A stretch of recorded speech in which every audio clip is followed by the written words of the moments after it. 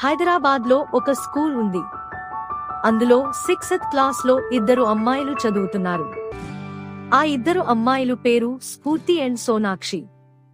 వాళ్ళిద్దరి మంచి స్నేహితులు. స్ఫూర్తి తెలుగు అమ్మాయి అండ్ సోనాక్షి నార్త్ ఇండియన్. సోనాక్షికి తెలుగు ఎలా మాట్లాడాలో చాలా బాగా తెలుసు. అయితే ఆ రోజు సోనాక్షి తనకి తనే ఒక బ్యాడ్ వర్డ్ క్రియేట్ చేసుకొని తనకు తాను అయితే ఆ నిందను స్ఫూర్తి మీదికి వేసింది. మేడంకి వెళ్లి కంప్లైంట్ ఇచ్చింది.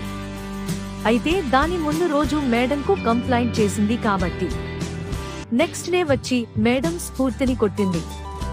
అందుకు సోనాక్షి స్ఫూర్తిని కింద దొబ్బేసింది. స్ఫూర్తినికి దెబ్బ తాకి చేతికి రక్తం వచ్చింది. తర్వాత స్ఫూర్తి మేడం దగ్గరికి వెళ్లి కంప్లైంట్ చేసింది.